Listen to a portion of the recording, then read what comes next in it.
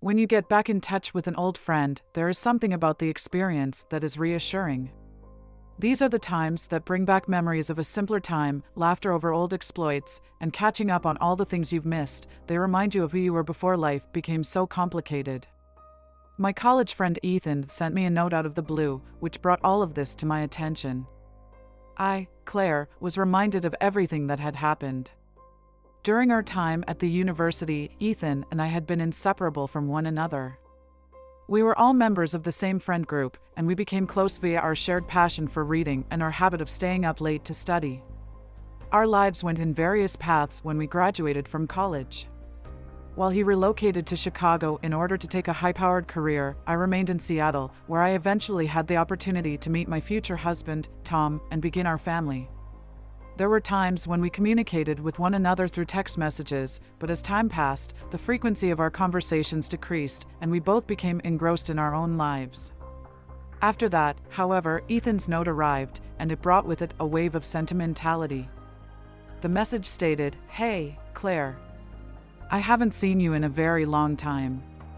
I'll be in Seattle for a bit, and I'm looking for a place to stay. It's possible that you might have some space available for an old acquaintance." It was the kind of request that would have turned out to be odd if it had been made by anyone else, but when it was made by Ethan, it seemed quite natural. Because my husband worked long hours and our 2 children were now both in school, the house may feel rather empty at times. Tom and I had a guest room, and because of this, the house sometimes feels quite empty. Following a discussion with Tom, we came to the conclusion that it would be a pleasant experience to be Ethan's host for a period of time. With Ethan's arrival, it seemed as though no time had gone at all previously. His personality was exactly the same as I had remembered it. He was charming, clever, and possessed the same quick wit that had made us laugh when we were in college. The first night was spent catching up with one another, reminiscing about times gone by, and laughing about memories that we all had in common.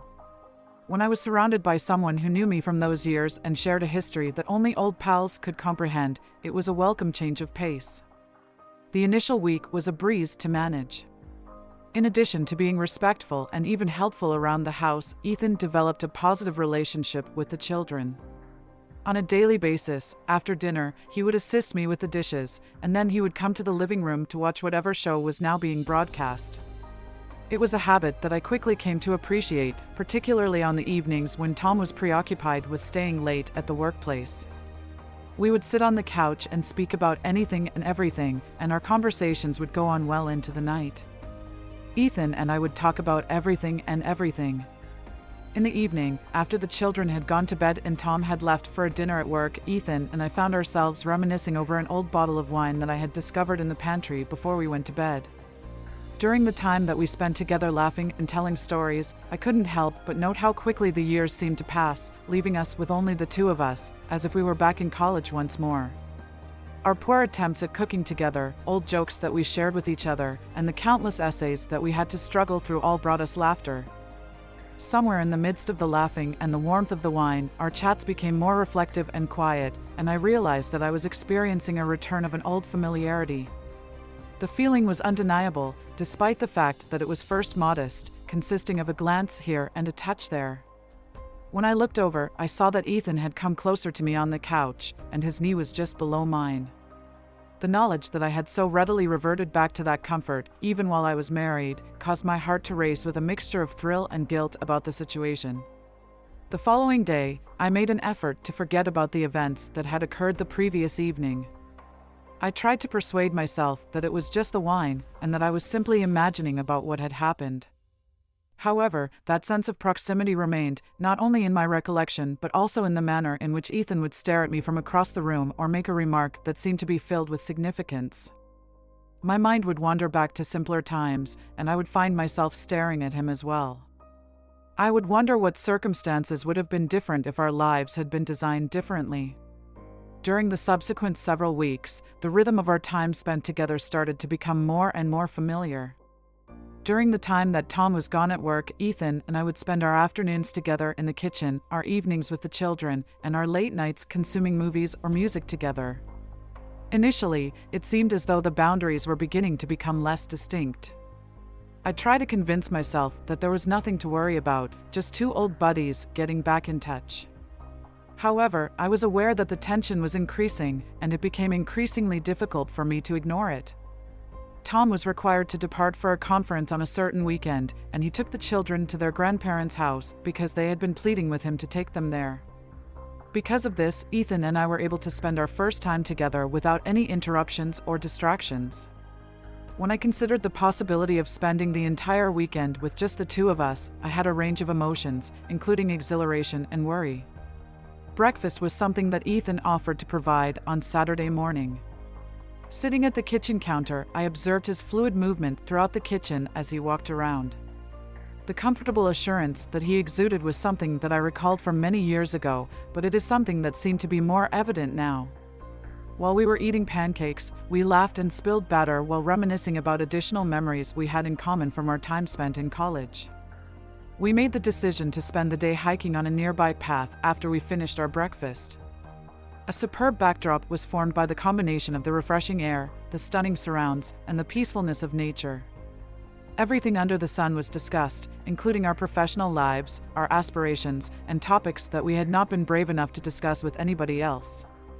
With every step, I felt the barriers that I had painstakingly constructed around my marriage beginning to crumble, making space for something that was unfiltered and unanticipated. At one point, Ethan came to a halt, his eyes looking around calmly and intently. His voice carried a weight that went beyond simple words as he whispered, "You know, I missed you," and his words carried immense significance. Over the years, I have pondered you and pondered how my life might have been different if we had maintained our communication with one another. My mouth dropped open when I witnessed the genuineness in his eyes. When I felt the attraction between us growing stronger, I found that all of my rationalizations about how we were just friends felt absurd. The moment he stepped a bit closer to me and his hand found mine, my heart began to accelerate. For a brief period of time, we were just standing there, the forest all around us remaining still, and I was aware that a choice needed to be taken. A trembling breath was taken by me as I retreated. "There is no way, Ethan, it's far too complicated to be simple. I am married, and we are both aware of the potential consequences of this situation." As he nodded, there was a trace of melancholy in his gaze. "It is true. It is not my intention to disappoint you in any way. But I can't deny the fact that there is something here, something that we didn't have the opportunity to investigate." Silence prevailed as we made our way back, the air between us thick with the words that we had chosen not to utter. The tense atmosphere was evident, despite the fact that we both attempted to appear that everything was normal when we returned to the house that evening. Both of us were preoccupied with our thoughts, so we avoided making eye contact. On the other hand, as the night progressed, the quiet had a more intolerable effect than the anxiety did. Once and for all, I was unable to take it any longer. In the living room, where he was seated and watching a movie, I went to be with him. It was impossible to decipher his expression when I stepped in and saw him looking up. When I sat down next to him, the words began to flow out of my mouth before I had the chance to stop them. "Ethan, I am not aware of what is taking place here, but I am aware that it is a risky situation. On the other hand, I am unable to control the need that I have to be in close proximity to you." I felt his fingers lightly brush against mine as he extended his hand. "It is not my intention to place you in a precarious situation, but I am in the same boat as you can be. I have greatly missed having someone who is able to comprehend me and who understands me in a manner that no one else does." The weight of our feelings hung in the air as we stared at each other, breaking the silence that had descended upon the room. It seemed as though the years of feelings that had been kept hidden from us were suddenly coming up with us and demanding that they be acknowledged. We were no longer just long-lost buddies reuniting, rather, we were two individuals struggling with emotions that we had repressed for a very long time. Without giving it any thought, I leaned forward, and our lips came together in a hesitant kiss that was gentle. It was a subtle acceptance of everything that we had felt but never said, a connection that was kind and meaningful. As soon as we separated, I was able to observe the turmoil that was present in his eyes reflected in mine own. We spent the following morning in a condition of silent contemplation, both of us attempting to make sense of what had occurred after the previous day. When I realized that I was on the verge of something that had the potential to alter everything, I experienced a conflicting feeling of guilt and joy. The remainder of the weekend was a jumbled mess of conflicting feelings. There were times when we were laughing and talking like we had in the past, but there was a tightness that made it impossible to ignore the strain that was present beneath the surface. When our eyes met, it was as if we were being reminded of that kiss, of the sensations that we were attempting to suppress, but we were unable to do so expressly. In the evening of Sunday, I had the impression that I had reached my breaking point. I was aware that I needed to make a choice since the children would be coming back in a short while and Tom would be coming back from his trip. The emotional limbo that I was living in, split between my feelings for Ethan and my marriage, was one I could not continue to live in. My journey led me to Ethan, where I discovered him in the backyard, where he was observing the sunset.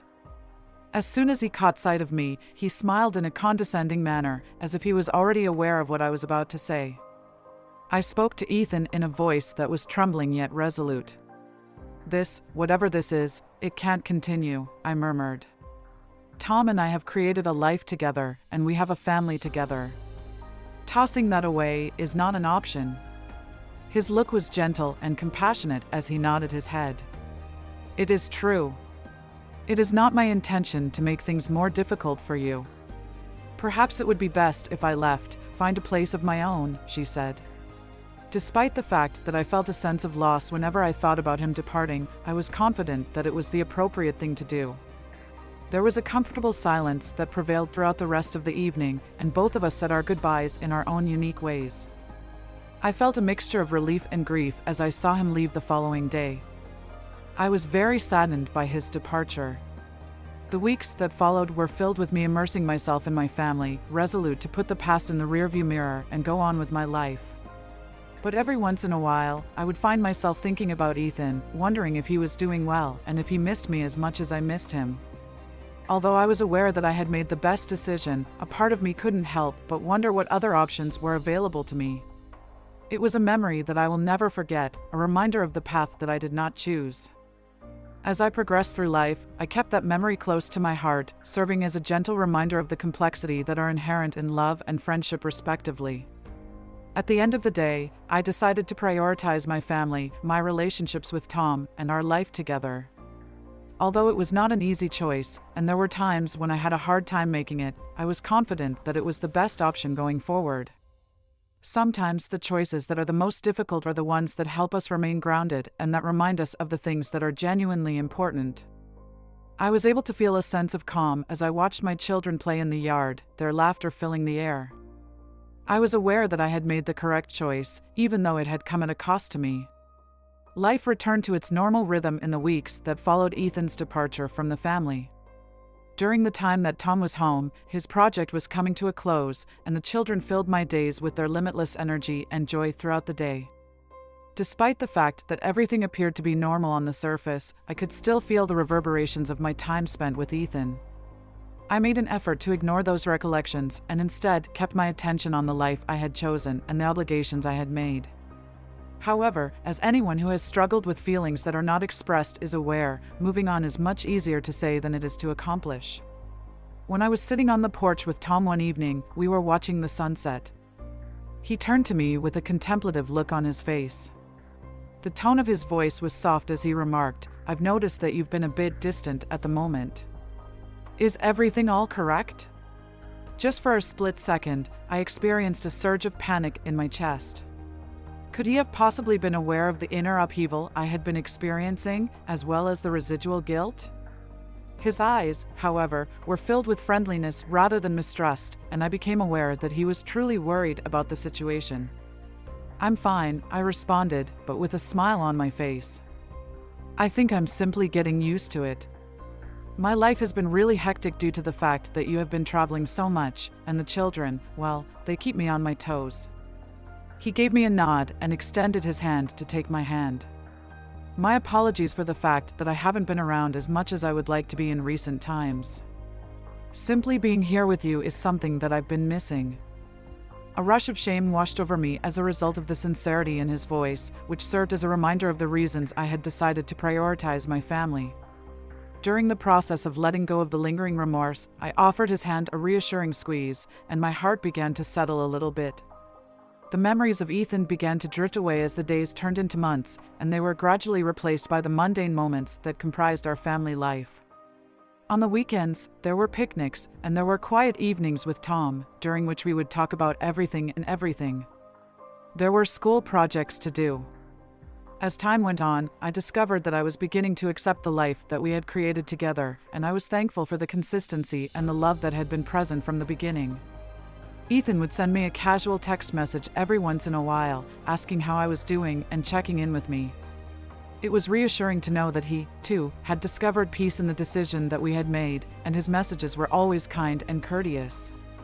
A fitting conclusion to a chapter that had previously seemed to consume all in its path, our chats gradually became less frequent over the course of time until they ceased entirely. Upon reflection, I came to the realization that my time spent with Ethan had imparted upon me a significant knowledge about myself, namely regarding the significance of the life I had chosen and the people I held dear. In the end, I was able to find my way back to the things that were actually important to me, despite the fact that I had been tempted to leave and explore a path that appeared to be brimming with opportunities. When we are unable to appreciate what we have, it is sometimes necessary to be reminded of what we could lose. As I sat with my family on that typical Saturday, the room was filled with laughing, and I realized that I was precisely where I was supposed to be. Simply put, the past was the past, despite all of the intricacies that it contained. And the love and laughter that surrounded me was precisely where my future was waiting for me. Over the course of time, the burden of that previous experience began to shift, and it was gradually replaced by a revitalized sense of dedication and gratitude for the life that I had chosen.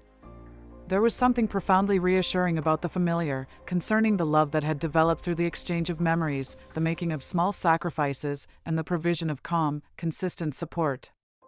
By going on weekend trips or making an effort to have us time while the children were in bed, Tom and I were able to find new methods to establish a connection with one another again. I was brought back to the reasons I had fell in love with him in the first place by those seemingly little actions I took. On a certain evening, we decided to throw a neighborhood barbecue and invited our friends and acquaintances, members of our social circle whom we had only sometimes interacted with. While we were grilling burgers and watching the children run around, I found that I was actually at rest and thankful for these seemingly insignificant moments that held a significant value.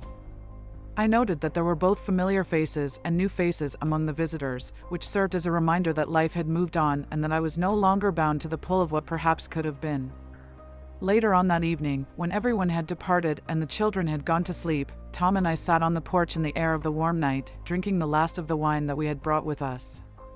He took my hand and gently traced around my skin with his thumb in a series of little circles. It was not necessary for us to speak. The stillness provided us with a sense of comfort, and our mutual understanding had become even more robust over the course of the preceding few months. The problem was not that I had completely lost track of Ethan from my mind. My recollection of his presence lingered, not as a feeling of regret, but rather as a reminder of how close I had been to losing something that was quite valuable to me. I had come to appreciate the imperfect yet wonderful life that I had with Tom, and I had discovered that the steadiness and quiet power of our love provided me with strength and comfort. At the end of the day, life moved on in its imperfect and unpredictable way, full of its highs and lows, laughing and difficulties. But I was more convinced than I had ever been about my path, and I was thankful for the people who had put the finishing touches on my world. And as Tom and I sat there under the stars, our hands intertwined, I experienced a profound and enduring sense of serenity. I was aware that I was precisely where I was supposed to be, with the family that I valued and the future that we were constructing together. Because of the passage of time, life eventually returned to its normal pattern. The feeling of temptation that had once surrounded Ethan began to go away, and it was replaced by a renewed sense of thankfulness for my family and the life that we had established together. Tom and I became closer to one another more and more. On the other hand, that chilly afternoon, as the leaves of autumn began to fall from the trees, the past suddenly came back to me in a manner that I could not have possibly anticipated. When the doorbell rang, I was in the process of cleaning up the living room. I gave the clock a quick peek. It was the middle of the afternoon, and I was not anticipating anyone around. When I opened the door, I was taken aback to see Ethan standing on my doorway with a guilty grin on his face and a small gift that was enclosed in a wrapping paper. He greeted me with a "hey" while scratching the back of his neck. I thought it would be a good idea to pop by and see how things are going. I was overcome with a plethora of contradictory feelings, including astonishment, curiosity, and a sliver of the tension that we had previously shared. But above all else, I approached things with caution. The scene seemed to be one that I had long since moved on from. "Hello, Ethan," I said in response, pausing for a few minutes before allowing him to enter. "Please come in." While we were engaged in polite small conversation, he presented the gift to me instead. He uttered the words, "It's nothing big," with a hint of a smile. "Just something I thought you might be interested in." Because I was curious, I opened the package. The item contained an old photograph, which was a picture of Tom, Ethan, and me from a summer cookout that took place many years ago, when things were less complicated. A twinge of melancholy and a sense of appreciation for the life I had chosen came over me at the same time. "Thank you, Ethan," I said, feeling moved by the kindness of the gesture. "It is extremely great to see this." However, as we sat down to start a conversation, I observed that Ethan appeared different, almost depressed, as if he was concealing something significant from me. Before looking directly into my eyes, he let out a sigh and ran his hand through his hair. In a tone that conveyed seriousness, he stated, "There is something I need to tell you, Anna." It was my hope that I would be able to keep this to myself, but I couldn't. As my heart skipped a beat, I was abruptly overcome with a sense of unease. "What exactly is it?" With a look of remorse on his face, Ethan inhaled deeply and exhaled slowly. "I didn't just come back to simply pay a visit. I am here to inform you that I will be relocating to this location. We'll be here for a long time because I've found a job in the neighborhood." A wave of fear washed over me as my mind began to spin out of control. It meant that he would be present, close enough to come into contact with us on a regular basis. He would serve as a continual reminder of the past and everything that we had attempted to move on from. "Hello, Ethan, I'm not sure you." However, he politely interrupted me. "Listen, I am aware that things were already difficult in the past, but I have evolved. Your life will not be disrupted by my presence, I assure you. I just felt it would be best if you were aware of it before you discovered it in another way." I looked at his face a lot, trying to determine how sincere he was.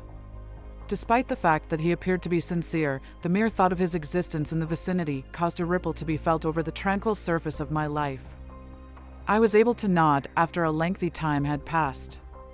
"Thank you very much for informing me. Let's just ask that you follow the limits that we've established." There was a hint of relief in his countenance as he bowed his head. "Yes, Anna, of course I simply wanted to come clean with you." There were a few more words that we spoke with one another before he went, and the door clicked softly as he left, marking his departure. I sat in the stillness, my feelings churning around me.